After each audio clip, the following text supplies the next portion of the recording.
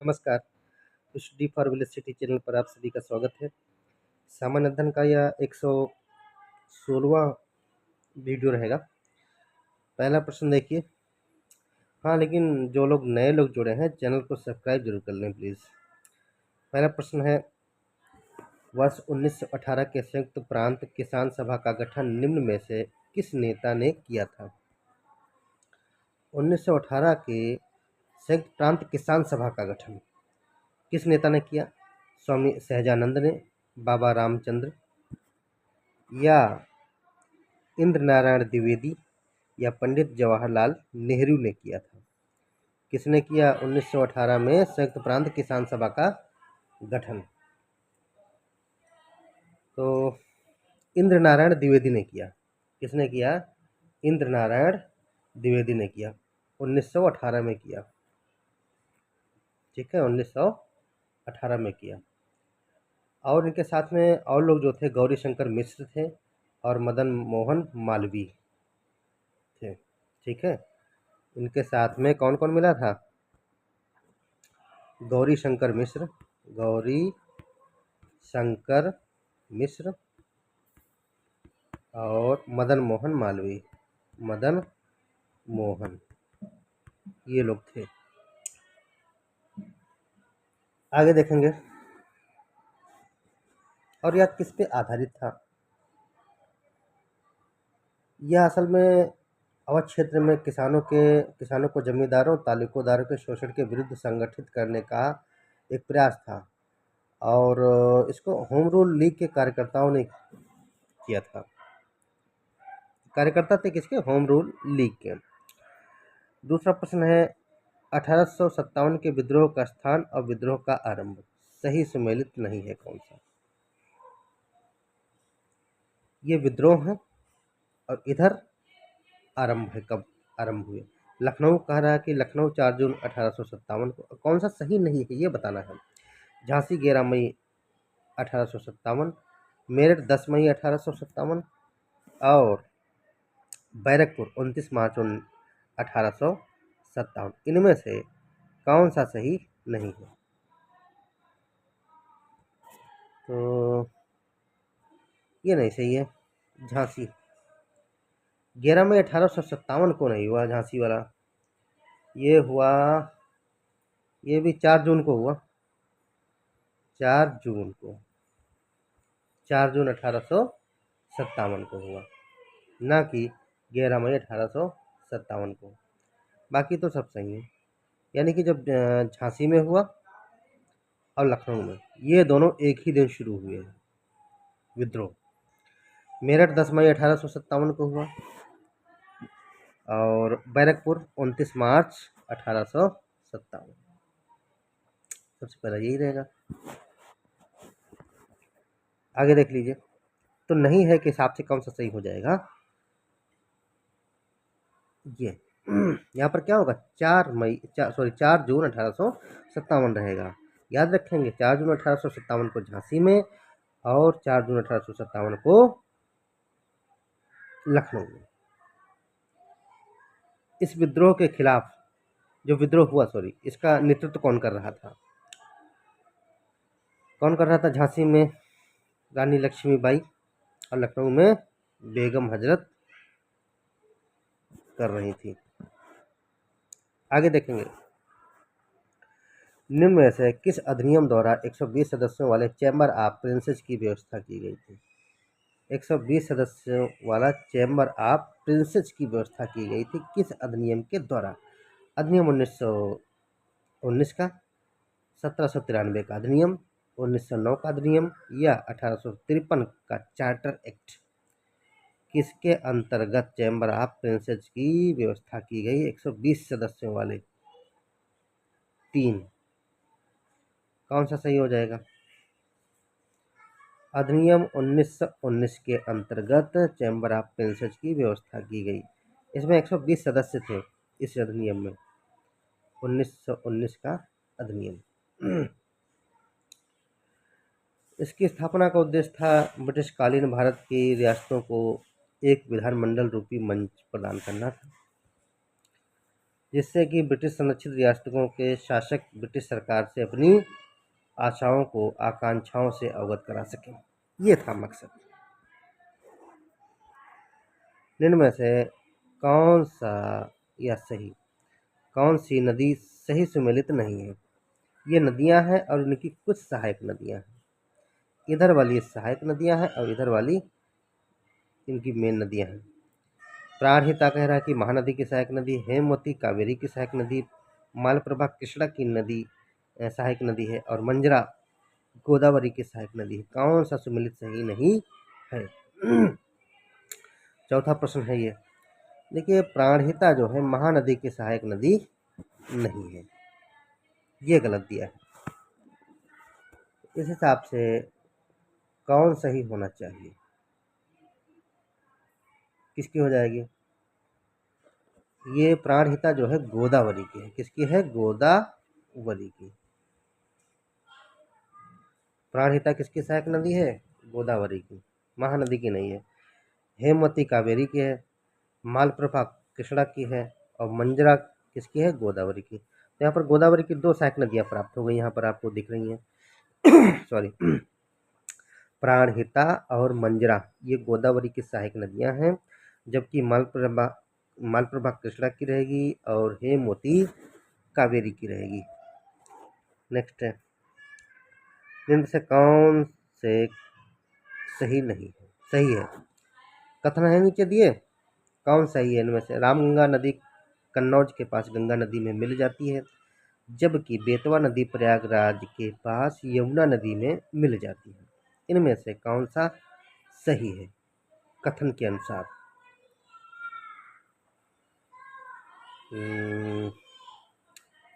पांचवा प्रश्न है।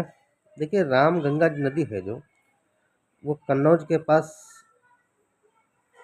गंगा नदी में मिल जाती है, यह सही है। अगर हम बात करें, और हाँ, पहली बात तो ये, इस नदी का उद्गम कहाँ है? ये नैनीताल में उत्तर में स्थित कुमाऊं हिमालय से है। कहाँ से? कुमाऊं हिमालय से। और इसके बाएं में क्या रहेगा? बाएं में बरेली रहेगी और दाएं में मुरादाबाद है। कौन सी नदी? रामगंगा। अब बेतवा की बात करेंगे, तो बेतवा कहाँ पर क्या है? आगे देखेंगे बेतवा नदी कहाँ है। ये मध्य प्रदेश है भाई, मध्य प्रदेश से होकर के निकलेगी ये बेतवा नदी, रायसेन जिले के विंध्याचल पर्वतमाला से निकलेगी, और यह यमुना की सहायक नदी है। ठीक है, क्या है? यह यमुना नदी की महत्वपूर्ण सहायक नदी है। बेतवा नदी की लंबाई ज़्यादा तो नहीं होगी, 590 है किलोमीटर, ये है। और ये यमुना के साथ में क्या बनाएगी? संगम भी बनाती है, हमीरपुर में बनाएगी। कहाँ बनाएगी? हमीरपुर में संगम बना देगी ये, प्रयागराज में नहीं बनाती है। कहाँ बनाती है? हमीरपुर में। हमीरपुर में बनाएगी, किसके साथ में? यमुना और बेतवा ये संगम बनाएंगी। कहाँ? हमीरपुर में, ना कि प्रयागराज में। रामगंगा नदी कन्नौज के पास गंगा नदी में मिल जाती है, ये तो सही है। तो इस हिसाब से नहीं सही है के हिसाब से कौन सा? पहला ही तो सही है, दूसरे के लिए हमने व्याख्या कर दी है। निम्न में से किस स्थान पर अलकनंदा भागीरथी नदी मिलती हैं? कहाँ पर? देवप्रयाग, विष्णुप्रयाग, रुद्रप्रयाग या कर्णप्रयाग? कहाँ पर? कहाँ मिलेगी? छठा प्रश्न है। ठीक है, अलकनंदा और भागीरथी नदी कहाँ मिलेंगी? देवप्रयाग में मिल जाएंगी। कहाँ मिल जाएंगी? देवप्रयाग में। इसके बाद में अलकनंदा नाम समाप्त हो जाएगा, केवल गंगा ही रह जाएगी। गंगा की मुख्य धारा क्या है? भागीरथी है, गंगोत्री हिमालय से निकलती है, और देवप्रयाग जो है अलकनंदा नदी के 5 प्रयागों में से एक है। क्या है? 5 प्रयाग है, उनमें से एक है। अच्छा हाँ, इसके हम डिटेल बता देंगे, कौन सी नदी निकली अब कहाँ पर कौन सा प्रयाग है, हम शायद बता चुके हैं या बता देंगे। नेक्स्ट, हाँ, तो इसके अनुसार कौन सा हो जाएगा, ए नंबर सही हो जाएगा। अलकनंदा भागीरथी मिलकर क्या बनाएंगे, देवप्रयाग स्थान पर मिलती हैं, उसी को देवप्रयाग कहा जाता है। कौन सा दर्रा केंद्र शासित प्रदेश में स्थित है, इस राज्य या केंद्र शासित प्रदेश में स्थित है। ये राज्य दिए हैं, इधर दर्रा दिए हैं। माना दर्रा कह रहा है कि हिमाचल प्रदेश में है, नीति दर्रा उत्तराखंड में, दीपू लद्दाख में और अगिल अरुणाचल प्रदेश में, यह कहा गया है। कहाँ पर कौन सा दर्रा मौजूद है बताइए। नीति दर्रा उत्तराखंड में स्थित है। कहाँ स्थित है, उत्तराखंड में। नीति दर्रा उत्तराखंड में स्थित है और यह क्या करेगा, यह उत्तराखंड राज्य को तिब्बत से जोड़ने वाला प्रमुख दर्रा है। किसको जोड़ेगा, तिब्बत को जोड़ेगा। नीति दर्रा उत्तराखंड को किससे जोड़ देगा, तिब्बत से जोड़ देगा। और ऊंचाई अगर देखेंगे तो 5068 मीटर की ऊंचाई पर स्थित है यह। जबकि माना दर्रा, यहाँ पर माना दर्रा कहाँ पर है, ये भी उत्तराखंड में है, उत्तराखंड में। और नीचे है दीपू, ये है अरुणाचल प्रदेश में। कहाँ, अरुणाचल प्रदेश में, ये अरुणाचल में है। और अगिल, अगिल क्या है, ये है लद्दाख में। कहाँ रहेगा, लद्दाख। अगिल दर्रा लद्दाख में, दीपू दर्रा अरुणाचल प्रदेश में, माना दर्रा उत्तराखंड में और नीति दर्रा तो उत्तराखंड में है। तो याद कर लीजिए, माना और नीति ये दर्रा कहाँ, उत्तराखंड में, और दीपू अरुणाचल प्रदेश में, अगिल लद्दाख में। नेक्स्ट प्रश्न है, शिवान समुद्र एवं कल्पक्कम क्रमशः किस लिए महत्वपूर्ण है। जल शक्ति एवं नाभिकीय ऊर्जा के लिए, ताप ऊर्जा एवं नाभिकीय ऊर्जा के लिए, नाभिकीय ऊर्जा एवं जल शक्ति, सौर शक्ति या नाभिकीय ऊर्जा। 8वां प्रश्न रहेगा। शिवान समुद्रम जल शक्ति के लिए और कल्पक्कम नाभिकीय ऊर्जा के लिए स्थित है। कहाँ स्थित है, कर्नाटक में शिवान समुद्रम जल शक्ति संयंत्र की स्थापना 1900 कब की गई, 2 में की गई, 1902 में। जबकि यह कहाँ पर है, शिवाना समुद्र प्रपात कावेरी नदी पर स्थित है। कहाँ पर स्थित है, कावेरी नदी पर है, कावेरी नदी पर स्थित है शिवाना समुद्र।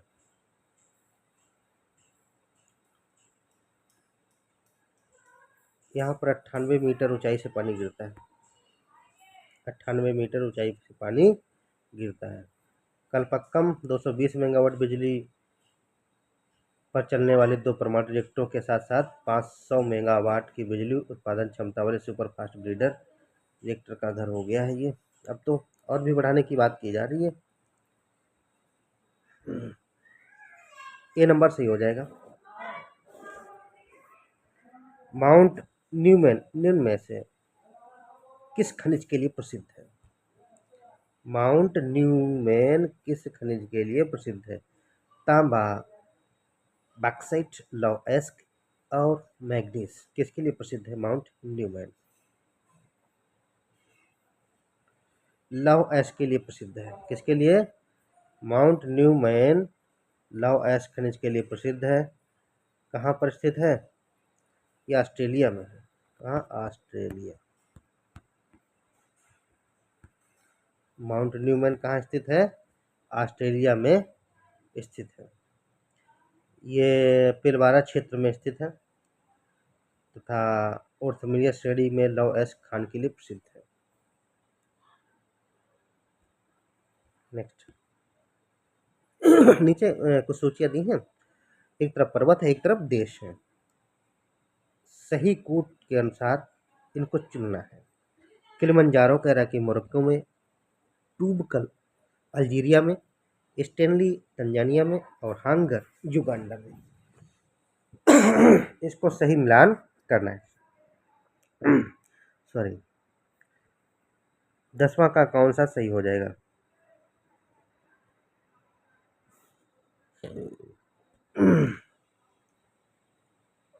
किलिमंजारो तंजानिया में, और ट्यूबकल मोरक्को में,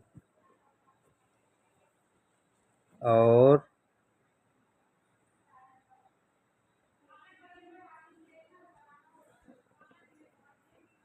तो हिसाब से ये हो जाएगा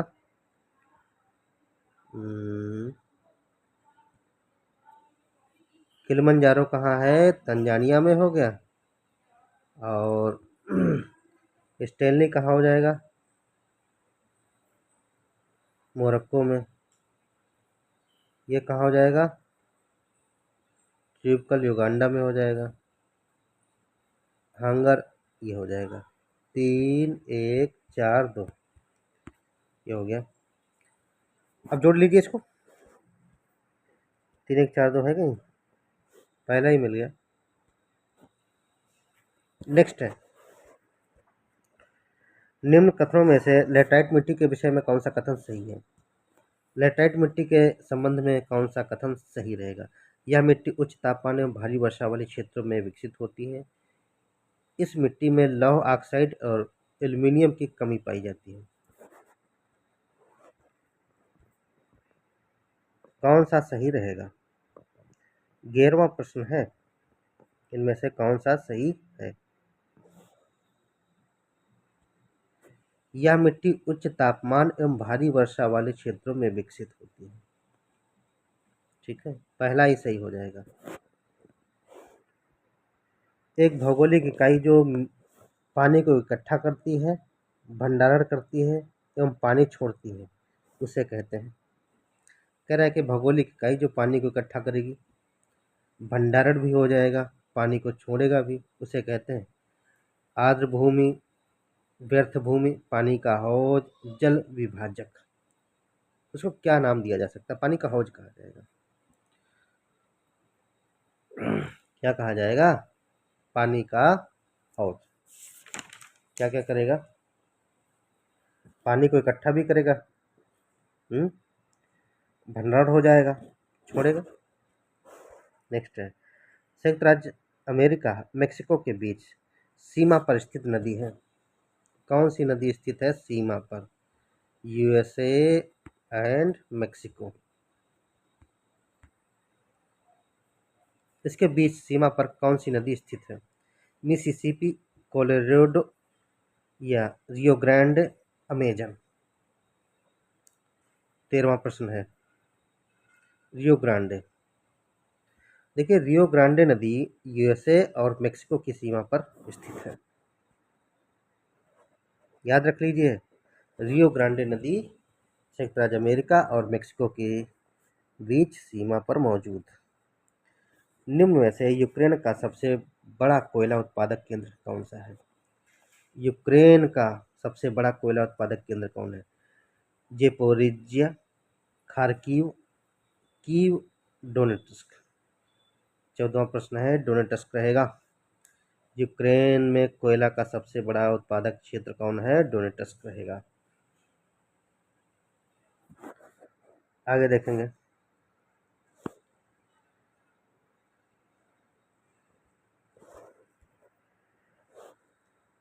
झील है और देश है, कौन सा सही सुमेलित नहीं है? झील है, देश है। माराकाइबो झील वेनेजुएला में, ओनेगा कनाडा में, मिशिगन संयुक्त राज्य अमेरिका में, बैकाल रूस में। यहाँ पर नहीं है की बात हो रही है। मिशिगन संयुक्त राज्य अमेरिका में है। कहाँ है संयुक्त राज्य अमेरिका में? मिशिगन मौजूद है। और बैकाल भी रूस में है। माराकाइबो वेनेजुएला में है। और ओनेगा कहाँ पर है? ओनेगा को कह दिया पर कनाडा में, जबकि यह कनाडा में नहीं है। कहाँ पर रहेगी?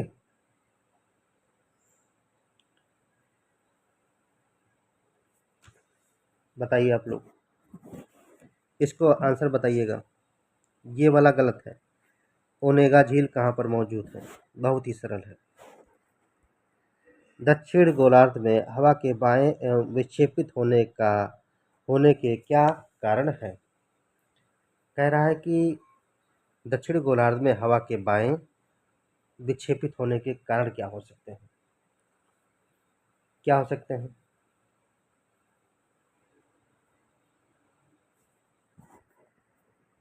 अब तो टाइम हो गया होगा।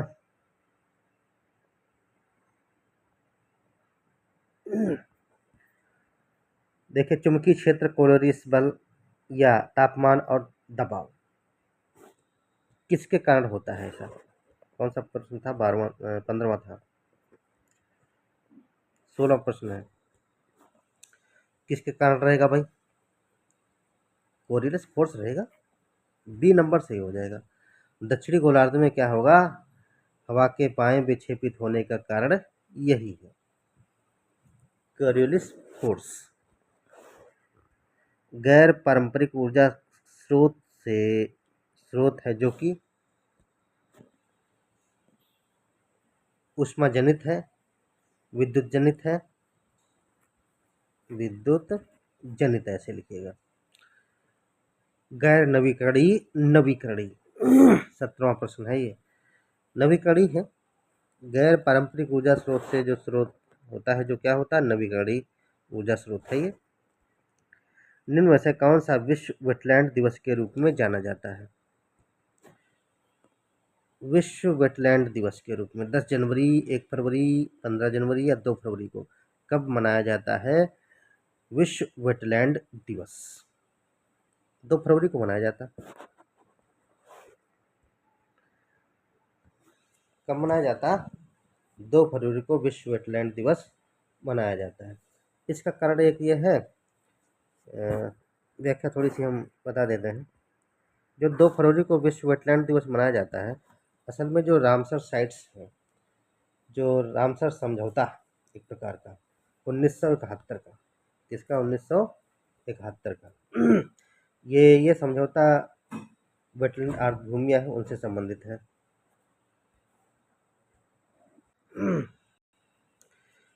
तो 1971 के आर्द्रभूमियों से जो समझौता था, कब कहाँ हुआ था? ईरान में हुआ था, ईरान में 1971। आर्द्रभूमियों से संबंधित एक। उसके बाद में विश्व में आर्द्रभूमि दिवस के रूप में मनाया जाता है। इसके रूप 1975 में इस कन्वेंशन को अपना लिया गया था। पहली बार कब मनाया गया? 2 फरवरी 1997 को विश्व वेटलैंड दिवस के रूप में सामने आई चीजें। अब प्रश्न यह है कि भारत में वर्तमान में कितने आर्द्रभूमियां हैं, ये बताइए। इनमें से उत्तर प्रदेश में कितनी है, ये बताइए। भारत में इस समय कितनी वेटलैंड्स हैं, रामसर साइट्स कितनी घोषित की गई हैं, और उत्तर प्रदेश में उनमें से कितनी हैं, ये बताइएगा आप लोग। तो 2 फरवरी को मनाया गया। नेक्स्ट है, भारत के किस भाग में हुंगल नाम का हिरण पाया जाता है? हुंगल नाम का हिरण पाया जाता है। जम्मू कश्मीर में, असम में, राजस्थान में, केरल में?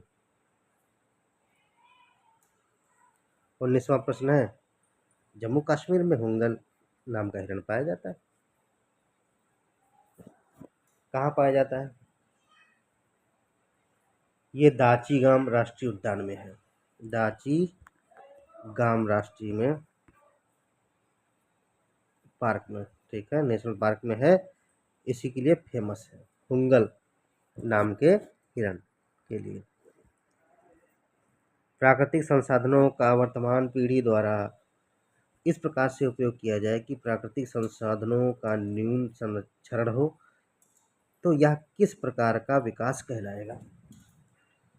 कहा गया है कि प्राकृतिक संसाधनों का हम इस प्रकार उपयोग करें पीढ़ी दर पीढ़ी कि प्राकृतिक संसाधनों का क्षरण बहुत कम हो, नुकसान बहुत कम हो, तो इस प्रकार का विकास क्या कहलाएगा? सतत विकास पे तुरंत चले जाए।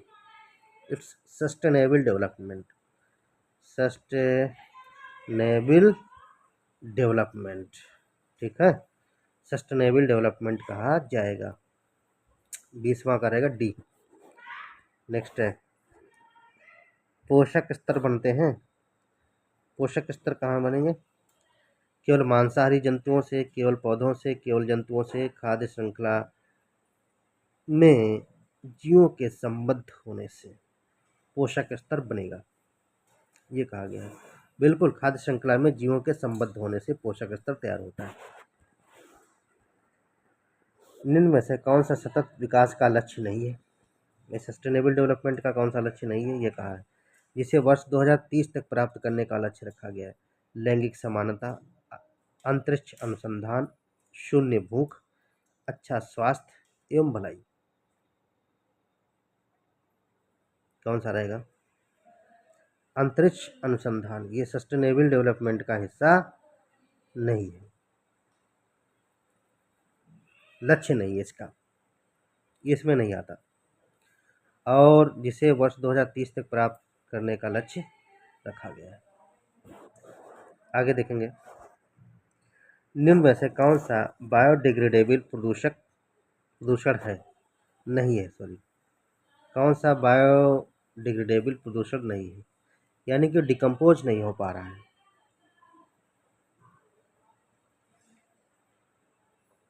मल पदार्थ, कीटनाशक, मूत्र या घरेलू अपशिष्ट? 23वां प्रश्न है ये। जो कीटनाशक हैं ये बायोडिग्रेडेबल नहीं है, ये धीरे धीरे मनुष्य के अंगों में डिपॉजिट हो जाते हैं। सब्जियां खाई तो उसी के माध्यम से चले गए। जल भी प्रदूषित हो रहा है, इसीलिए ऑर्गेनिक खेती को बढ़ावा देने की बात कही जा रही है। ज़्यादा से ज़्यादा सब्जियों के लिए ऑर्गेनिक खेती का प्रयोग करें। ऑर्गेनिक जो खाद है, जैविक खाद, उसका प्रयोग करें। मल पदार्थ डिग्रेडेबल हो जाएंगे, मूत्र भी डिग्रेडेबल, घरेलू अपशिष्ट भी, लेकिन कीटनाशक जो कि तो धीमे धीमे जहर के रूप में जा रहे हैं शरीर में, और मानव शरीर में और जानवरों में। नेक्स्ट है पराबैंगनी विकिरण को अवशोषित करने वाली ओजोन परत किस वायुमंडलीय स्तर में स्थित है?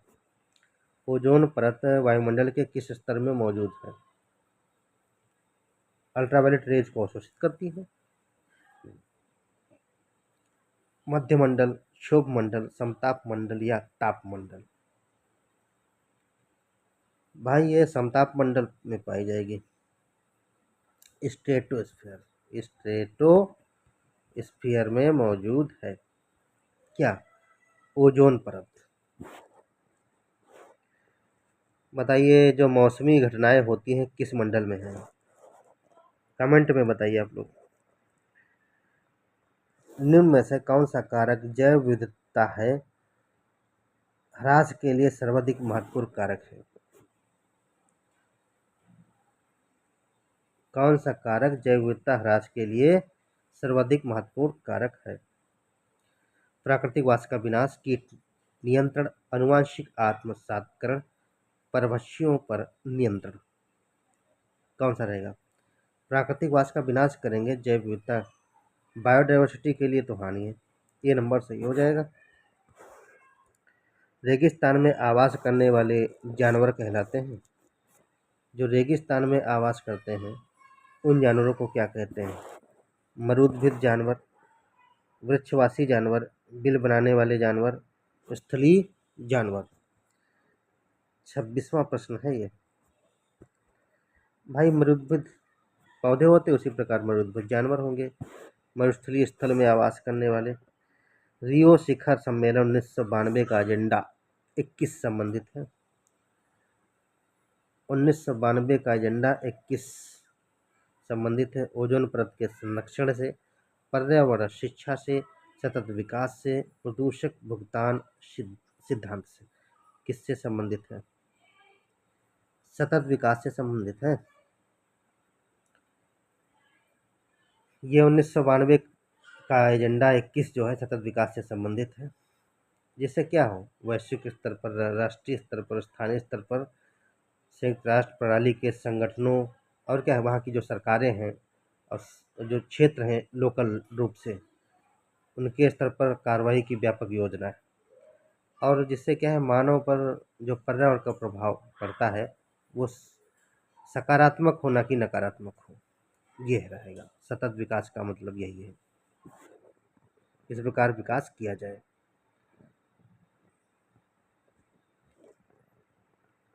तो 19 रियो शिखर सम्मेलन किससे संबंधित है? सतत विकास से। 1992 का एजेंडा 21 है।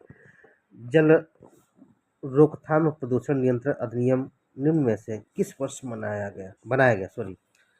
रोकथाम प्रदूषण किससे संबंधित? जल प्रदूषण से संबंधित। तो इससे अधिनियम को किस वर्ष बनाया गया है? 1976 या 1977, 1974, 1975? 1974। क्या हो गया? 1974। 28वां प्रश्न है 1974। क्या बना भाई? जल रोकथाम प्रदूषण नियंत्रण अधिनियम 1974। नेक्स्ट है लोटिक पारिस्थितिक तंत्र का उदाहरण है।